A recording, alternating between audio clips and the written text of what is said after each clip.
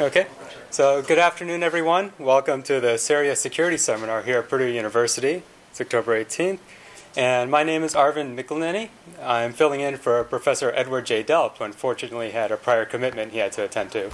So today I will be introducing today's speaker, Nitin Khanna, who will be talking to us about forensic characterization of printers and image capture devices. So Nitin Khanna got his bachelor's degree in IIT Delhi in India, 2005. Afterwards, he joined Purdue University, where he's currently working in the Viper Video and Image Processing Lab under the guidance of Professor Edward J. Delp. And his research is primarily in the area of camera and sensor security and forensics. So with that, I welcome you to introduce you to Nitin Khanna. Hi. So the topic of the talk today is forensic characterization of printers and image capture devices. And I am Nitin Khanna. I am working with Professor Edward Delp. Here is what is the outline of the presentation. We are going to start with what image forensics is, why we need it, and then we are going to describe the general framework for device forensics. Then I will zoom into the area of cameras and scanners on which I am working in, and then my friend here is working on printers. I will quickly go through some of the results on printers. Then we finally conclude the talk. Device forensics. With the rapid advancement in the digital signal processing community, the cost of these electronic devices are escalating down very rapidly, and they are easily available to the consumers. The devices like CCD cameras are no longer just used in the scientific laboratories for radio measurements. They are available to the consumers at very cheap cost. So what these devices do? The devices interact with the environment and generate data. Like we have printers, we have cameras, mobile phones, and so on and so forth. Along with these devices, we have another set of tools available to us which help us to manipulate what the data they produce. Like in case of digital cameras, we have a number of image processing softwares like Adobe Photoshop and so on, which help even a novice to easily manipulate the images. So now there comes the need to have characterization of these sensors. What they are producing is the authentic thing or is a manipulated thing. So consider scenarios. In a sensor networks, we will be having a lot of nodes which will be capturing different data. Like we'll have a temperature sensing node, we'll have some cameras which will be giving us images, and these data will be transmitted over the network. Now we need to authenticate this data, that what we are getting is what the device has produced and not somebody has manipulated in between. Forensic techniques help us to uniquely identify these devices and characterize the manipulation, if any. Device forensics. By forensic characterization, we mean that given a observation of the device, say image from a digital camera, we want to know which camera has produced that image, or which scanner has scanned that document, and like things like that. These forensic characterization of devices help us to authenticate the devices and find out the make, model, and say configuration of the devices when that produce the data. That will help us to answer the question whether the sensor is trustable or not. Then these techniques can further be used for detection of forgeries, whether certain regions of the image is manipulated and what kind of manipulations are done, and things like that. So overall, we have some fingerprint for the devices which will help us to trace the data back to the originating device. Here is the device characterization framework, which we maintain that is fairly general, and it's not just applicable to the devices which we are describing here, that is cameras and scanners, but it's applicable to a lot of many other devices as well, like RF devices and so on. What we are going to do here is we design a suitable probe signal that goes through a device, say a sample image which we are going to capture with the camera, or a printed page which we are going to fire to the printer. And then this probe signal, after coming to the device, is sampled, and the sample response is picked to give us some features. These features will help us to characterize the device which has generated that information, that data. So here is what is happening at Purdue in this area. This is the web page of Purdue Sensor and Printer Forensics Group.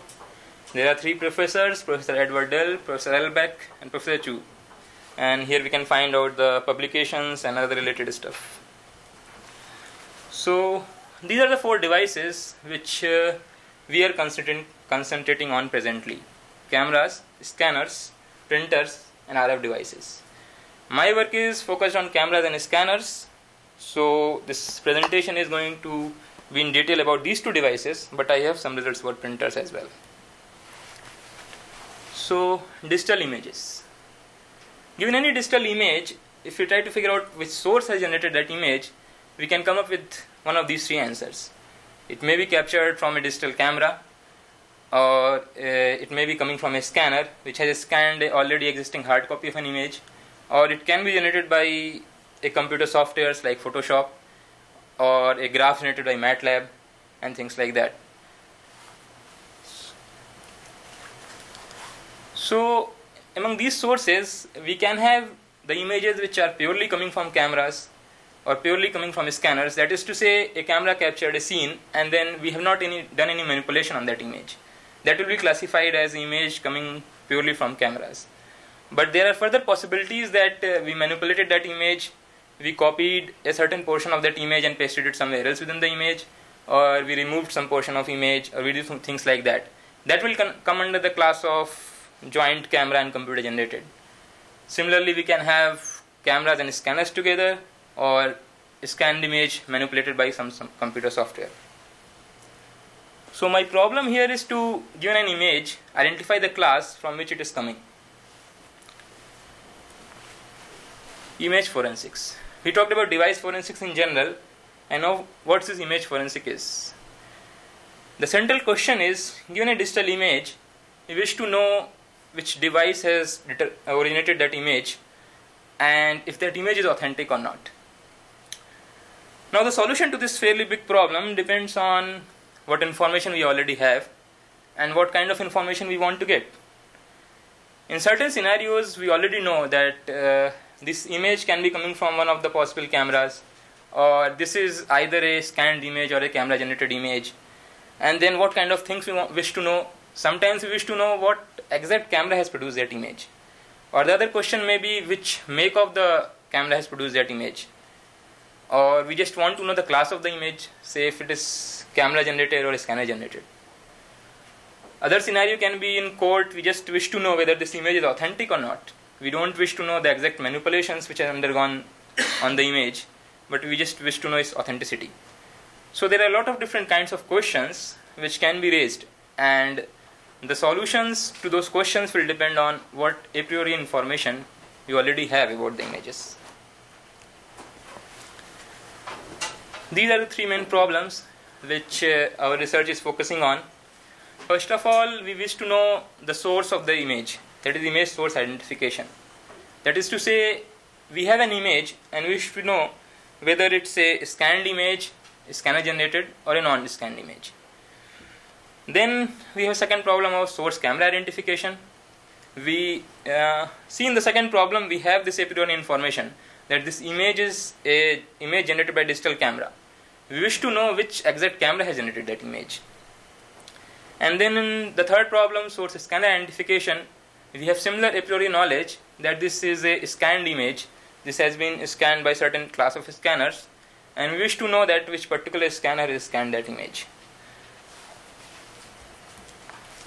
So to solve the problems mentioned, we have to know details about the devices, how they work, what kind of signal processing operations are done inside them, and what are the physical components involved, so that we can use those differences and similarities to solve the 3 problems which we mentioned. We will describe about digital cameras, scanners, and printers. Let's begin with the camera. All of us are familiar with this digital camera in one form or the other, and these are the different physical components of the camera. The most interesting part of the whole camera is, for us, at least for this purpose of classification, is the CCD, or imaging sensing. This CCD can be replaced by a CMOS sensor, and this is the heart of the camera. On the back view we have LCD, which is the main component, which led to the rapid replacement of these digital cameras by the their analog counterparts will get replaced by their digital counterparts. Because in analog cameras, we have to wait till the image is finally processed and we get the final outcome to see what image we have captured. But in digital cameras, we have the immediate feedback, what the final image is going to look like. Here is the most interesting part, which we will be using, is the digital camera's image processing pipeline. The light originating from the original scene goes through a number of different complicated paths to finally give us the image which we store on our camera in the form of JPEG or TIFF image. First of all, the light passes through a set of lenses, the purpose being to focus the light on the imaging sensor. Then this light passes through a set of filters, main of which is anti-aliasing filter and infrared blocking filter. Then the light reaches the imaging sensor. In between the imaging sensor and the filters is CFA or color filter array. I will explain in a minute why we need this CFA. Then finally our CCD or CMOS gives us voltage values corresponding to the light intensity falling on it. We need to digitize this voltage value and finally store them in user specified format, say TIFF or JPEG. Now for imaging sensor, we can have either CCD or CMOS. Those are the main sensors used, and CCD cover the major portion of the market presently because of their good quality. Now this CFA. Our imaging sensors, CCD as well as CMOS, both are, so to speak, colorblind, in the sense that they just count the photons which are falling on them. They don't have any way to discriminate which wavelength of the light they are interacting with. So if we have just one CCD or CMOS sensor, then we will be producing basically a gray level image. We don't have colors in it. So to get the colors, one possible solution looks like we can have 3 CCD or CMOS sensors, and each one, the incoming light will be broken into 3 parts corresponding to R, G and B, and each one will capture one of the colors. But this solution is not practically feasible because the imaging sensor is the most expensive part of the camera, and we can't afford to have 3 sensors to make the camera still on the consumer end. So what is the solution? The solution is offered by color filter array. Color filter array is basically a set of filters where each pixel is now assigned a particular color. What we do is we filter the light reaching the particular pixel so that every pixel is just measuring one of the colors, say red, green or blue. We can have different kinds of CFA patterns. We can have in the YMCG space or we can have in the RGB space. The RGB one is the most common, and then we have at every pixel only one color information. So to get the other 2 colors, we need to go through some kind of interpolation algorithms which will give us the values of other 2 colors at every pixel. And there are a lot of different CFA interpolation algorithms existing, and depending on that there are certain image forensic techniques which tend to use these differences in the cameras to figure out which camera has generated a particular image. Our focus is with the noise. As with any other sensing device, these CCD or CMOS sensors have also some noise incorporated with them. Here in this model, the Xij is the value of the ijth pixel of the original scene which we want to capture, and neta ij is the photo response non-uniformity noise.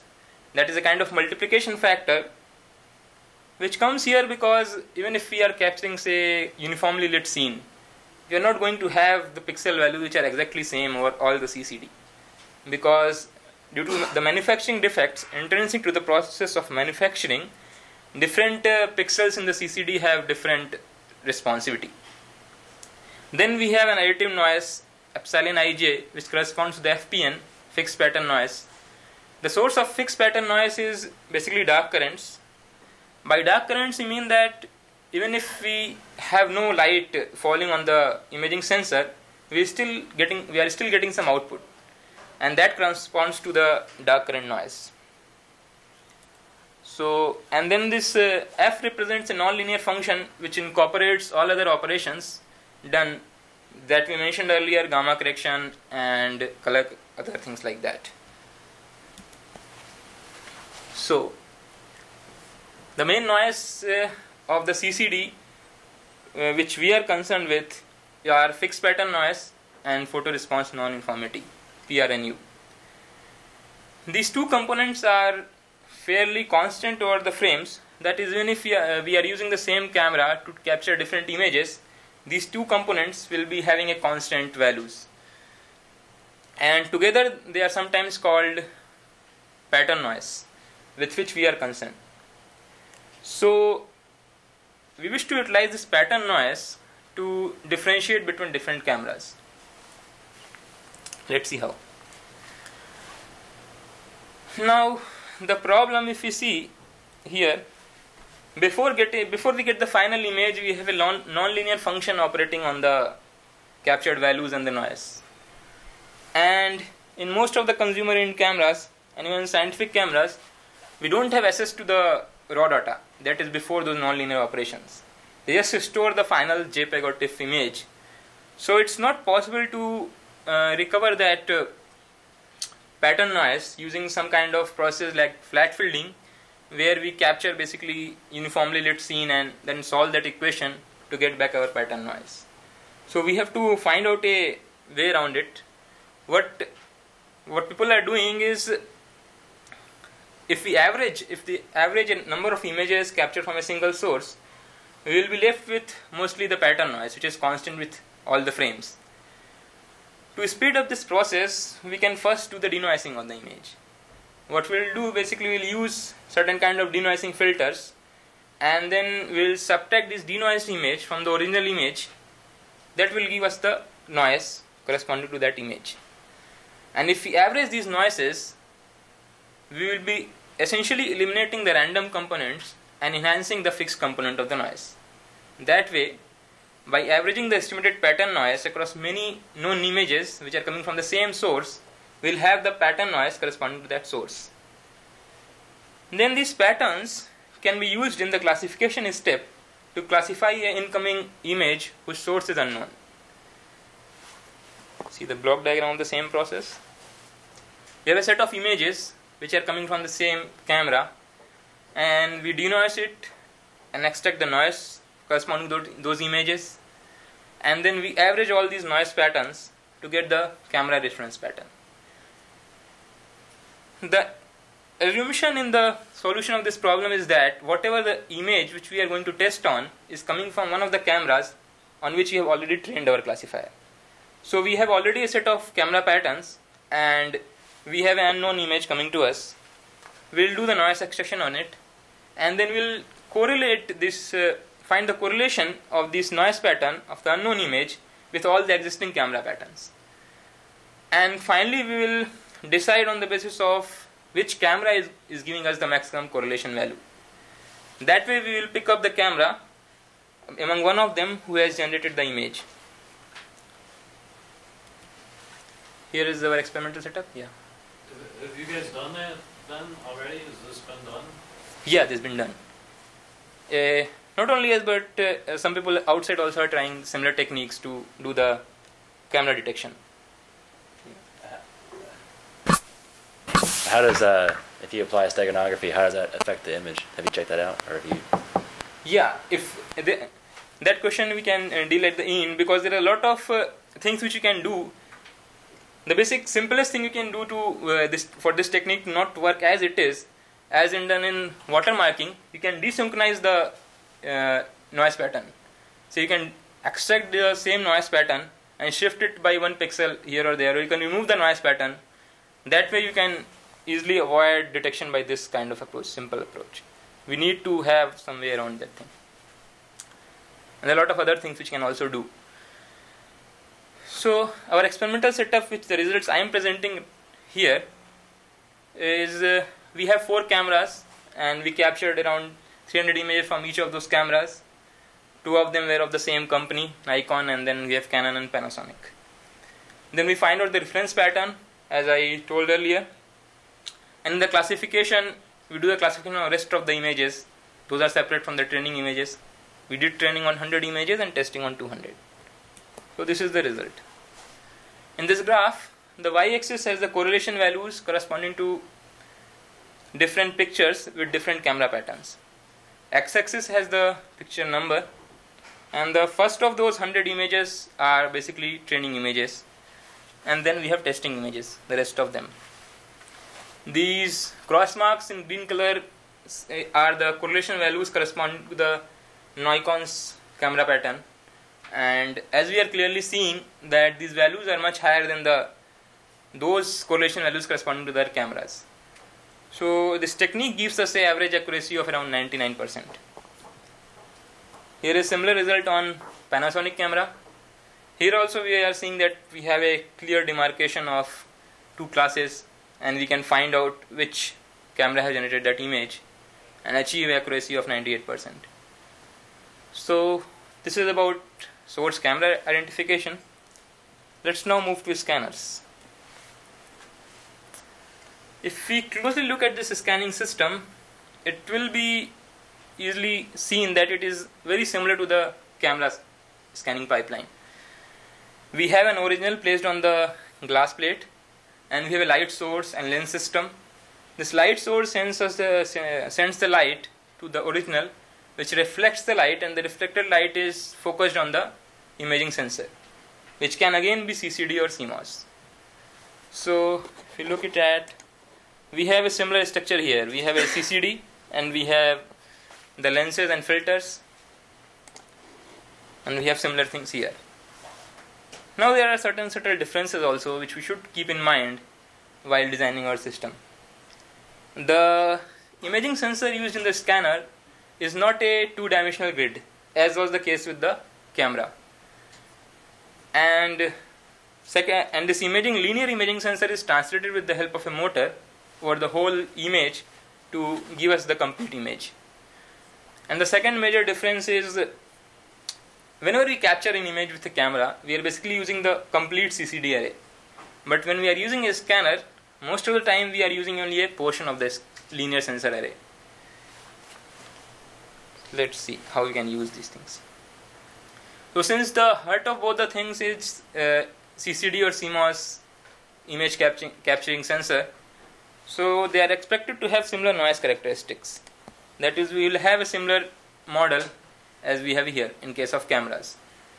So if we use similar characteristic and use scanner's noise as fingerprint for the scanners, we should be able to identify the scanners.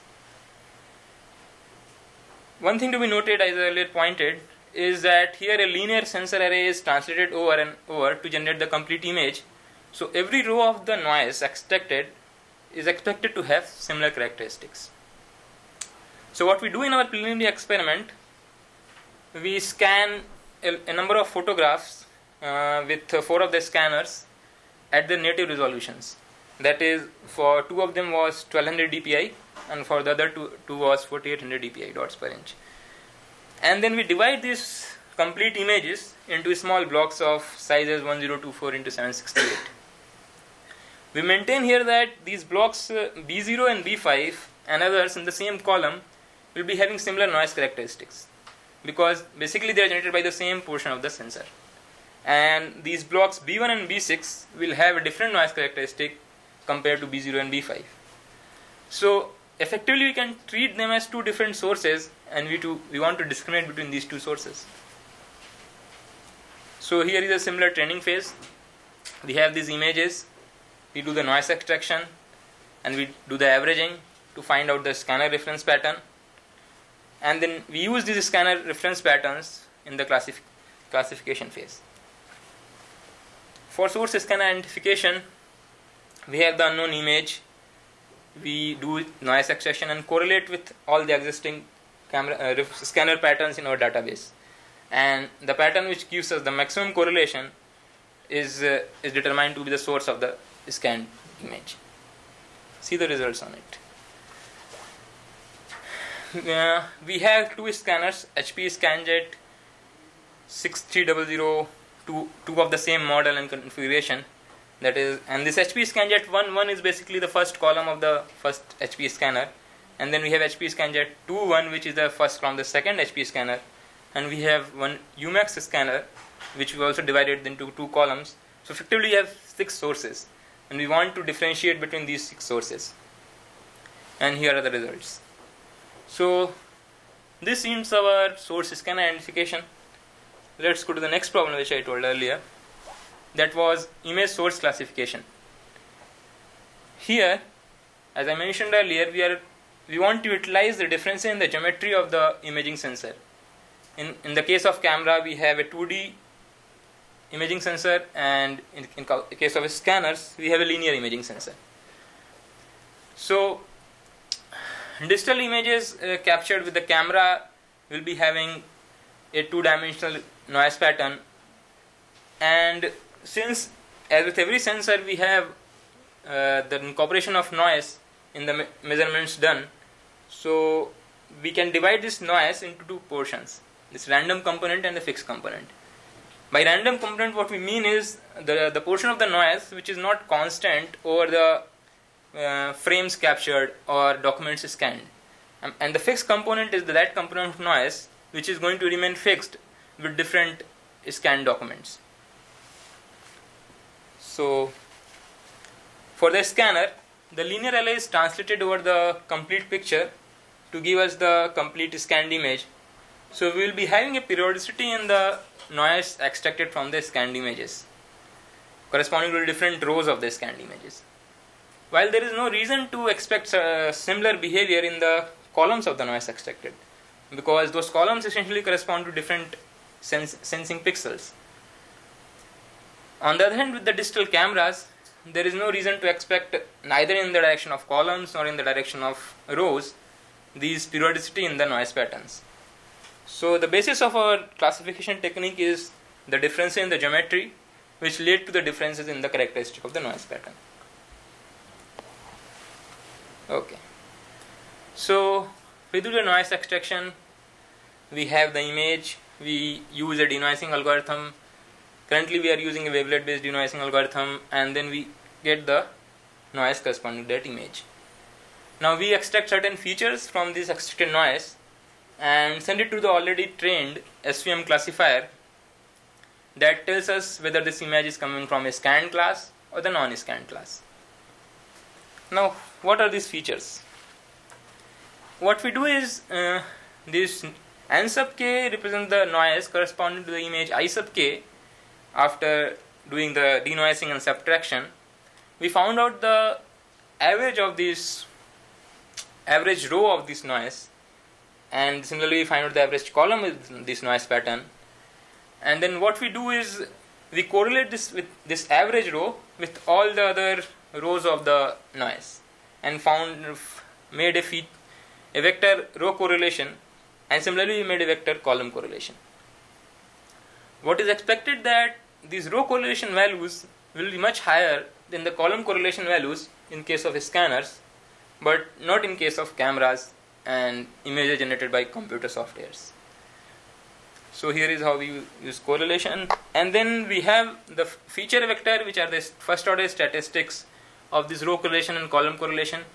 We take the mean, maximum, minimum, and a standard deviation of these 2 columns of vectors. That way we have total 8-dimensional feature vector corresponding to every image, and we send it to the classifier that tells us which class they are going to belong to. And here are the results.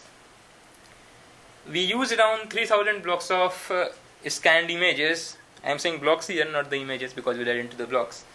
And scanned images and images from 3 cameras for the training purpose, and then we tested on 1000 scanned blocks and camera images, and this is what the results we got.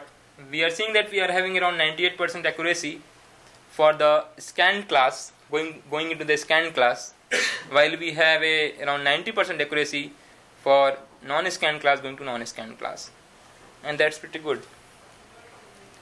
So this ends our discussion on image source classification, and now we will begin our discussion about printers. What kind of techniques we can use for printers, and a quick review of the results what we already got. Printers. First of all, I will describe the intrinsic techniques which can be used to identify printers, The main source of these intrinsic features are the imperfections in the printing process. Like one major portion of which is banding. This banding occurs when, say, we are printing a constant gray level patch through a printer. We are not going to get a constant gray level patch as the printed page. We will be observing some fluctuations in the intensity values. And these fluctuations can be some kind of sinusoidal variations. So what's the origin of these variations? In the printing process, basically there are a number of rollers which support the paper and toner and things like that, and all of these are controlled by a single motor. So these fluctuations in banding basically correspond to the frequency on which these fluctuations are occurring in the motor. So like every printer is expected to have a certain characteristic frequency which can be used as its intrinsic signature. For forensic characterization of printers, we have two kinds of techniques depending on what kind of documents we are dealing with. We do banding analysis on halftone images, and we do texture analysis on text printed. Basically, in banding analysis, we take a horizontal projection of the whole printed paper and find out the FFT of it, and that gives us the frequencies at which these fluctuations are occur, and based on that we can figure out which printer has printed that page. Both of these techniques are using intrinsic features only, because we are not embedding anything actively into the printed page. We are just utilizing what is there in the printing pipeline already, and we have achieved accuracy around 90%. That holds on different paper types and consumable age. So for the banding analysis, we are taking the horizontal projections, but for the texture analysis, we extract out certain portions, region of interest from the printed document, and we extract certain features from each region of interest. Say we extract out the characters E, and for every E, we found out the features. This GLCM stands for gray level co-occurrence matrix, which is basically second order distribution of the gray levels. This is how we found the GLCM. And then we extract these features from this gray level co-occurrence matrix, which are used by our SVM classifier to tell us which printer has generated that image. Classification method. What we do, we extract out the characters E print on the printed page. E because E are the most frequently occurring characters, and then for each of these E, we generate feature vectors independently, and we send each of these feature vector to our SVM classifier. So we have classification results for the number of E's present on the paper, and then we finally take a majority voting to finally tell us what is the printer which has printed that page. For SVM classifier training, we have used 5000 known features. We have printed 500 E's from each of the 10 printers, and then we have an independent test set to test the accuracy of our system. Printer characterization. This matrix here shows what kind of accuracy we are getting. We used 22 features, and we printed 300 E's on each of these from each of these printers. Say the value in this corner here represents this 296 represents the number of E's which are coming from the first printer and classified as coming from the first printer, and the two next to it are the E's which came from the first printer but they are classified as coming from the second printer. So the diagonal values basically tell us what are the number of E's which are correctly classified, and if we take a majority voting, we can clearly see that we will get accurate answers about the printers which have generated that image, which has printed that paper. Now, the second thing we can do is we can extensively embed some signatures in the printed page. What we do here is we modulate the EP process to generate banding signals. Earlier we are utilizing the banding signals which are characteristic to the motor present in the printer, but now we can embed our own banding signals to tell us which particular printer has printed that paper. We can embed the printer's name and maybe the date of the printing, and we can possible sources of generating these banding signals is laser intensity modulation, or we can control the motor, or we can do the laser beam steering. One of the ways to do this extrinsic signature embedding is laser exposure modulation. What we do here is we control the intensity of the lasers in some sinusoidal fashion, which will effectively lead to different dot sizes. Say we are varying the intensity of the laser beam in a sinusoidal manner, we will be having the dot sizes varying in a sinusoidal manner, as we are seeing here. And we can pick up these periodic signals to find out what kind of moderated signal is there on the laser beam, which will tell us effectively which printer has printed that image. Here we are showing the results. The image on the left top corner is the original image, original printed image, and on the right side we have the image on which 4 different frequencies are embedded on the laser beam. Then we have the FFT of the horizontal projection corresponding to these 2 images.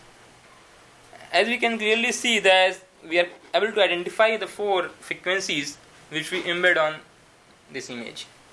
But from the visual point of view, there is no difference in these 2 images. But we have embedded 4 bits of information here. Now this was for about continuous half-tone images. But what about texture? We can't use similar FFT analysis for the printed text, because texts are saturated regions. So what we have to do here is we have to see at the edges. Say we look at this edge of this eye. The first eye printed here is without any modulated signal, so its edge is straight. But we see here these edges have a sinusoidal variation, they are not straight. And this sinusoidal variation is basically coming from the dot size modulation which we are doing by changing the intensity of the laser beam. So we can, here is one of the examples where how we can embed bits of information on a printed paper. Like in one line we can have a modulated signal corresponding to no modulation, and then we have different frequencies of modulation. So effectively we are embedding 1 bit of information in each of these lines. And finally we can embed in these bits the printer's unique identification code or the date on which this has been printed. So this is what we have described till now. We described source camera identification, how we can use the pattern noises of the camera, CCD or CMOS sensors, for classifying the cameras or identifying the particular camera from which the image has been coming, assuming that the image is coming from one of the cameras which is already in our database. Then we described that how this similar technique can be extended to scanners, where we have similar CCD or CMOS sensor as the main component, and we have shown the results. Then we have image source classification depending on the differences in the geometry of the devices. Imaging sensor, we have a linear sensor in one case and we have a 2D sensor in the other case. That allows us to discriminate between the 2 devices, scanned and non-scanned images. And we have shown the similar kind of how these intrinsic and extrinsic techniques can be used for printer identification and what kind of results we are going to get. I would like to save the next slide of future discussion, and before that I will ask some questions. Anyone has? Yeah. The software you've written for this, is it portable across different cameras? I mean, if you apply the same algorithm to a different, does it work? Yeah, it will work provided we have to have the training set. If we are giving an image which is not coming from the one of the camera which is in our database, then we are not going to classify it correctly. Yeah. Okay. Is the denoising algorithm well known, or did you guys write it? No, it's one of the denoising algorithm which gives pretty good denoising performances, that is wavelet based, and it's not particular that we that denoising algorithm only. If we have a better denoising filter which can support us giving the fixed pattern noise, so basically that question comes to... Actually, right now we're using a wavelet-based denoising filter ourselves, based on some prior work which has been done on the forensic characterization. And we're currently working on some manure denoising techniques, which are current. So, does that answer your question? Yeah. Yeah. Basically, that will depend on how we model the noise. And different denoising filters will help us picking up different kinds of noises models. Any other question? So let me go ahead to the future work. What we describe certain models of the devices and how these models help us to classify different devices into different classes. And we described an algorithm for image source classification. But that algorithm essentially dealt with only two classes, scanned and non-scanned images. We wish to extend this work for three-class classification, where we can figure out whether it's a scanned image, a camera-generated image, or it's a computer-generated image. And then we used to use these techniques for authenticity detection. And there is one of the questions was that whether these techniques work when we have manipulations. That's another agenda we have, that test these techniques, how well they work, and what modifications can be done in them to make them work in case of we have manipulated images. And if those techniques work in those scenarios, then we will be interested in the finding type of manipulations done, and maybe the region of interest where the manipulation are done. Say a certain region of the image which has been copied from another image and pasted there, or a certain region of image which has been blurred or removed from that image, and things like that. So, any other questions?